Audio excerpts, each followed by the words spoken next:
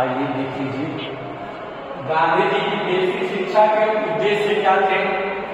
Gandhi ji basic शिक्षा में क्या चाहते थे, क्योंकि अगर किसी भी वस्तु की या किसी भी मकान की, किसी भी बिल्डिंग की अगर नींव मजबूत नहीं रहेगी तो मंजिल कमजोर पड़ जाएगी। उसी तरह से किसी भी बालक या किसी भी छात्र का अगर प्रारंभिक स्थिति सही नहीं रहेगी तो बालक जीवन में कुछ नहीं कर सकता है। तो इसलिए गांधी जी ने भी बेसिक शिक्षा के ऊपर बहुत विशेष बल दिया। गांधी जी चाहते थे कि जो प्रारंभिक शिक्षा हो, जो आरंभिक शिक्षा हो, निःशुल्क। उस निःशुल्क के साथ साथ गांधी जी का कुछ उद्देश्य थे। पहला उद्देश्य था शारीरिक एवं मानसिक विकास। गांधी जी चाहते थे कि बालक को शिक्षा देने से पहले उसको शारीरिक रूप से क्या बनाया जाए, मजबूत बनाया जाए। उसको मानसिक रूप से क्या बनाया जाए, मजबूत बनाया जाए, तब जाकर के शिक्षा की बातें उनको बताई जाए। गांधी जी चाहते थे कि सर्वोदय समाज की स्थापना हो। गांधी जी यह चाहते थे कि समाज में जो खाइयां बनी हुई है वो एक समान रहे, कोई एक दूसरे से नफरत न करे, उस समाज में कोई एक दूसरे से भेदभाव न करे, सभी लोग सौहार्द बना करके उस समाज में एक दूसरे के साथ रहने का कार्य करें। गांधी जी का यह दूसरा उद्देश्य था। गांधी जी चाहते थे कि उनमें सांस्कृतिक विकास हो। सांस्कृतिक का मतलब जो नियम कानून, जो व्यवस्थाएं, जो व्यवहार बना दिए गए उसको लेकर के बच्चों के अंदर विकास हो। सांस्कृतिक का मतलब बड़ों का सम्मान बच्चे करें। सांस्कृतिक विकास का मतलब अपनी संस्कृति का सम्मान करें, बड़ों का आदर करें, परिवार में रह करके परिवार की सारी स्थितियों को जाने। यह गांधी जी चाहते थे। गांधी जी चाहते थे कि बालकों में चारित्रिक एवं नैतिक विकास हो। गांधी जी चाहते थे कि बालकों में चारित्रिक एवं क्या हो, नैतिक, यानी कि जब बालक का चरित्र और नैतिकता आ जाएगी और चरित्र स्थिति सुधर जाएगी तो बालक सच में कहीं आ जा करके आगे कुछ न कुछ बनेगा। अगला है व्यवसायिक विकास। गांधी जी चाहते थे कि हमारे देश का हर एक नागरिक, गांधी जी चाहते थे कि हमारे देश का हर एक छात्र व्यवसाय करे, आत्मनिर्भर हो, स्वावलंबी हो, वह किसी पर निर्भर न रहे। यह गांधी जी की शिक्षा का, बेसिक शिक्षा का क्या था, उद्देश्य था। गांधी जी चाहते थे कि हर एक व्यक्ति के अंदर नागरिकता का विकास हो। देश का अगर हर एक नागरिक शिक्षित होगा, देश का हर एक नागरिक जागरूक होगा तो देश की उस जंजीर का एक मजबूत कड़ी बनेगा। यह गांधी जी की सोच थी।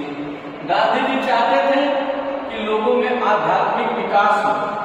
क्या हो, आध्यात्मिक का मतलब प्रकृति के प्रति उनका लगाव हो, इसके प्रति लगाव हो, प्रकृति के प्रति लगाव हो। कौन चाहते थे? गांधी जी। गांधी जी चाहते थे कि हमारी जो धरोहर के रूप में जो भी धर्म की संस्थाएं मिली है उनका लोग क्या करें, सम्मान करें। अब देखिए गांधी जी चाहते थे किस तरह से बालकों को शिक्षित किया जाए। ठीक है, देखिए कोई भी चीजें होती हैं उसके तरीके होते हैं। बिना तरीके के, बिना नियम कानून के वो संचालित नहीं होते हैं। नियम कानून तो बने होते हैं, लोग भले अपने मर्जी से कुछ करें, इसलिए नियम कानून में बदल दिए जाते हैं।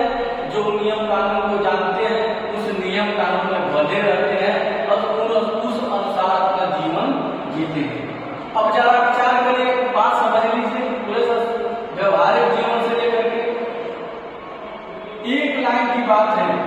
मतलब कि अगर एक बालक और एक व्यक्ति और एक शादी करनी है तो एक चुटकी का सिंदूर होता है, 1 सेकेंड लगेगा, डाल देगा, शादी हो जाएगी। एक रूप से ये, अब उसको करने के लिए कितनी प्रक्रियाओं से गुजरना पड़ता है, कितने नियम कानून से गुजरने होते हैं। क्यों? क्योंकि उसका वो मतलब समझे कि इसलिए कराया गया है, पूरा जीवन को समझे। समझ रहे हैं ना? सोचिए, ये बताइए, क्या कहा जाता है कि कोई भी कार्य हम आसानी से कर लेंगे, लेकिन जो नियम छत पर चढ़ना है या छत से उतरना है, हम छत से नीचे कूद जाएंगे, सीढ़ी से जो आएगा वो देर पे आएगा, अच्छा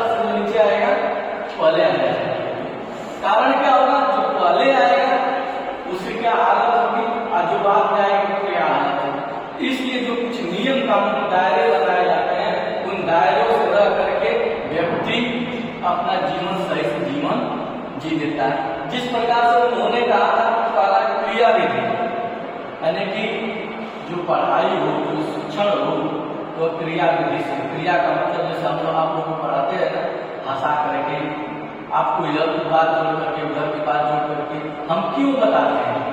क्योंकि यह एक क्रिया विधि है कि आपके माइंड में, आपके दिमाग में जाए। क्योंकि ज्ञान आपको तो मोबाइल, आपको घर यूट्यूब मिल गया, जरूरत भी नहीं कक्षा में उपस्थित होने की, यूट्यूब से गूगल से पढ़ लेंगे। लेकिन बात क्या है कि आपके भेजा में कैसे वो चीजें प्रवेश करेगी, वह क्रिया शिक्षण पर निर्भर करेगा। अनुबंधित मतलब छात्र और शिक्षक का एक अनुबंध होना चाहिए। छात्र और शिक्षक का एक ऐसा अनुबंध होना चाहिए जिसमें छात्र को शिक्षक देख करके समझ जाए कि छात्र चाहता क्या है, ऐसा अनुबंधित होना चाहिए। स्व अनुभव द्वारा सीखने की विधि, अपने अनुभव द्वारा सीखने और सिखाने की विधि होनी चाहिए। सहयोगी विधि, जो भी शिक्षण होता है एक दूसरे के सहयोग से शिक्षण चलता है।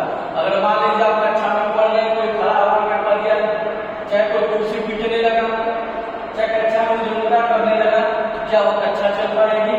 नहीं। तो इसलिए छात्र और शिक्षक का आपस में एक दूसरे से क्या होना चाहिए? सहयोग होना चाहिए। मौखिक विधि, देखिए कभी कभी क्या होता है, कोई शिक्षक होते हैं, कोई छात्र होते हैं, बात करते हैं, उनकी बातें किसी को छू जाती है।